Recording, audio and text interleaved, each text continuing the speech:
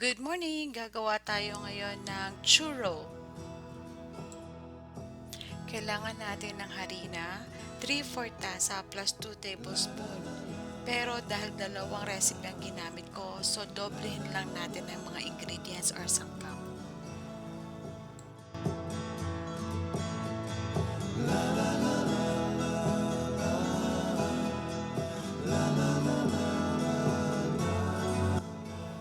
So kailangan natin ng 2 eggs. Open mo muna sa mga small container. Kailangan mo make sure mo na fresh ang egg. So gamit ko rito is size large. Sa liquid naman, actually may option ka. Pwedeng all tubig, all gatas. So ang ginawa ko dito, 1 cup milk and then 1 cup water. Sa milk, kahit ano, pwedeng skim milk, fresh milk, evaporated milk.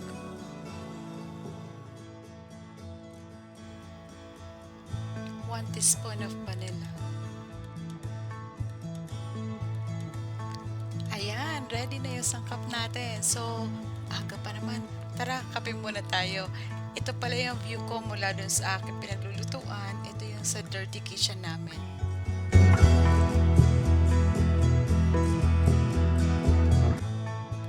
Mga early riser, ano ba inyong mga paboritong kape or iniinom sa umaga? Ako, ito lang. 3-in-1 muna today.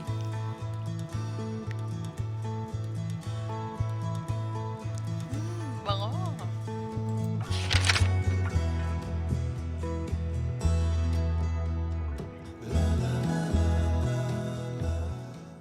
Low fire, mahinang apoy. Hindi natin siya pakukuluin pero kailangan lang natin na maligamgam yung ating liquid ingredients, yung ating milk and yung ating water.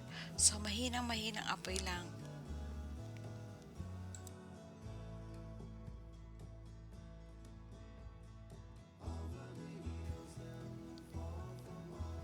Yan, konting halo lang natin. And then, i-add mo na yung 1 tablespoon ng butter. Or kung wala naman, pwedeng 1 tablespoon of oil. Pag natunaw na yung butter, patayin mo na yung apoy. And then, ilagay mo na yung flour or yung harina. Dahan-dahan lang. The best is yung sifted flour para maging pinong-pino siya.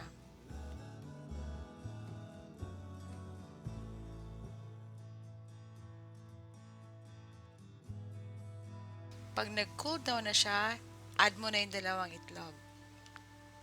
Then, halo uli. Halo lang ng halo.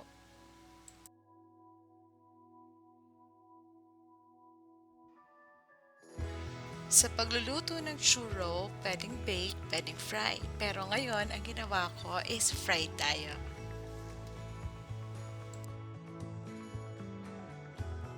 Ang cooking time is, pag hindi masyadong makapal, 5 minutes. And then, pag medyo mas makapal naman, 7 minutes. Just make sure na mainit yung mantika. And then, low fire din. Huwag masyadong malakas yung apoy kasi baka masunog yung labas and then hilaw yung loob. Ang original dip ng churro is hot choco or sweet chocolate. Pero ngayon, may cravings pa kasi ako ng ube. So, gamitin ko muna yung ube kondensada. Pwede rin ganito. Mas mabilis to. Kung nagmamadali ka, the best itong paraan. And then, saka mo siya guntingin.